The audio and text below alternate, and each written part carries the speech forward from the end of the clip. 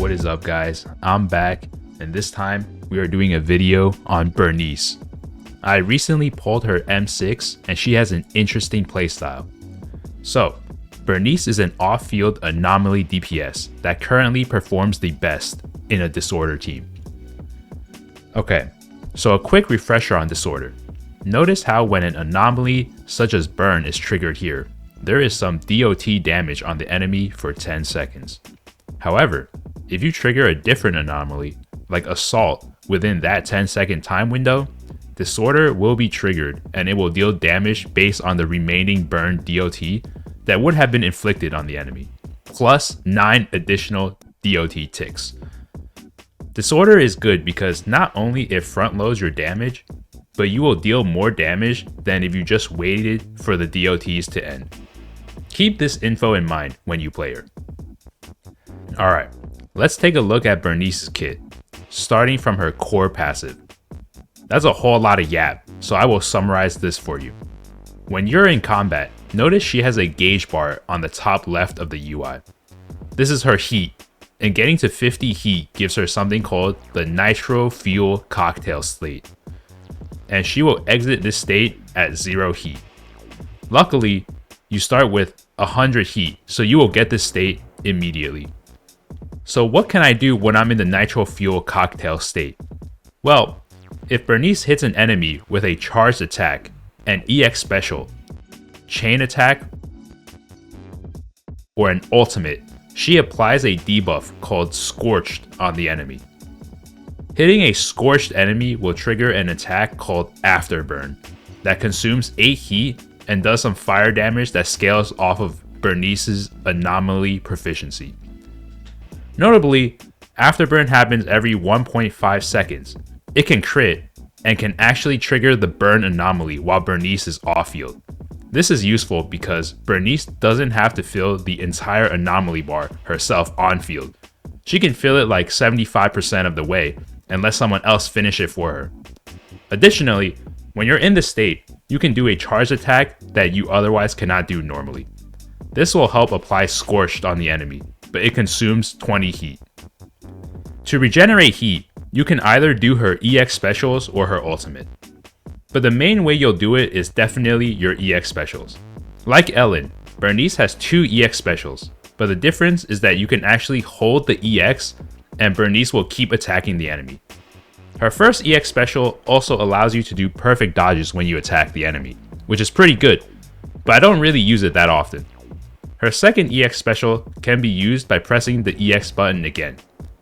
This costs more energy to use, but it does more damage and applies more fire anomaly. However, it's not as energy efficient as the first EX special, and you can't move when you use this attack, so there are some downsides to this skill. I personally find myself using the second EX special more often than the first EX though, just because it applies the fire anomaly faster, which is really useful to get disorders faster. Interestingly, you can transition to immediately using your second EX special by pressing your EX button after doing a charge attack, like this. Doing a chain attack also allows this transition, but still, the fastest way to get to your second EX is to double tap your EX button. Her ultimate does a lot of damage, but notably has a quick assist, which helps you proc more disorders while Burnice is still on field, applying more fire anomaly. This ultimate also regenerates 50 heat, which does make you consider choosing to ult with her if you need the extra heat uptime. That's it for her kit. Her other moves like assists or dash attacks just do some damage and helps apply some fire anomaly. So how do we build her?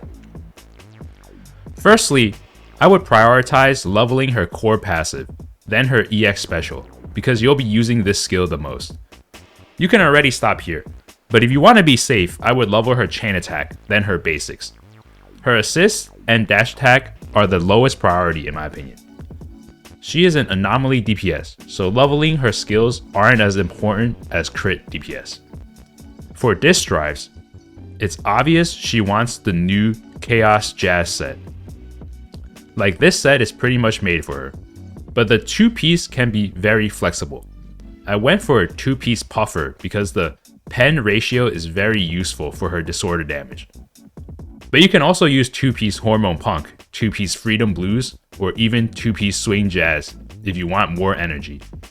For main stats, slot 4 has to be Anomaly Proficiency. Slot 5 should be pen ratio or fire damage bonus.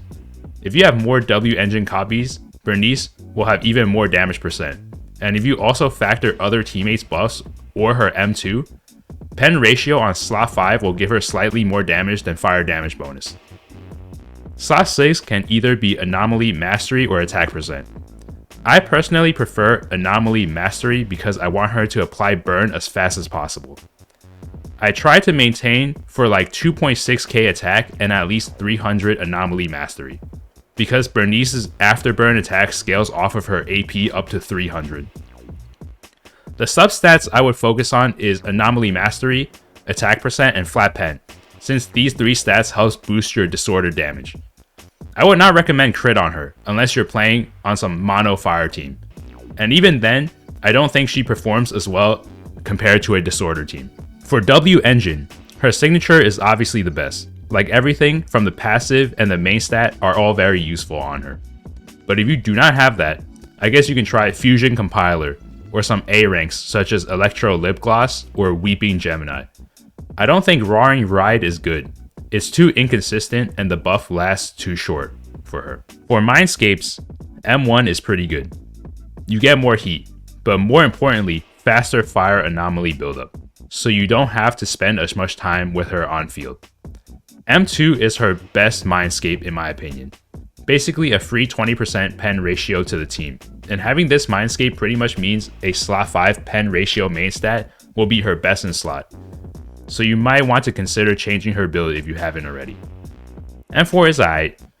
I mean, 30% crit rate on her EX when you don't build crit on her seems pretty negligible, to be honest. M6 seems pretty good. You get more damaged instances on her EX, which should increase her fire anomaly application even more. It also does more damage due to the fire resistance ignore, and you'll also get a big instance of fire damage if the enemy is burned.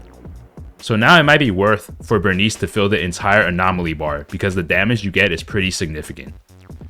Overall, this Mindscape is pretty good, but I still think M2 is a good stopping point. As for team comps, again, I do not recommend playing mono fire, but if you really want to, I think a team of Soldier 11, Lucy, and Burnice could be decent. But I recommend playing her as a disorder DPS, such as Grace, Rena, and Burnice. You can also try Piper, Lucy, and Burnice, but her best team right now is definitely Jane, Caesar, and Burnice. This team is extremely good at dishing out big assault and disorder damage. The rotation of this team is basically to swap to Burnice and use her second EX special to apply as much fire anomaly as possible. Then swap her out to Jane to get some nice assault and disorder procs. This is a showcase of an M0 Burnice, and I was able to clear Shiyu 17 in 17 seconds. I think if I had M6, I could probably get 1 or 2 seconds faster, so we shall see. Time to shine. Okay.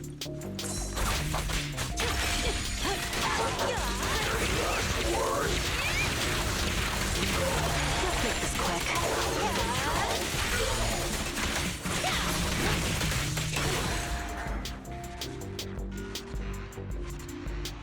Alright, that's it for my Burnice video. She's definitely an upgrade to my Jane team, and since she's an off-field DPS, she has a lot more utility than some people think. But let me know what you guys think of her, and if you're polling her or not. And if I missed anything, as always, I'll leave it in a pinned comment below. Alright, that's it. See ya.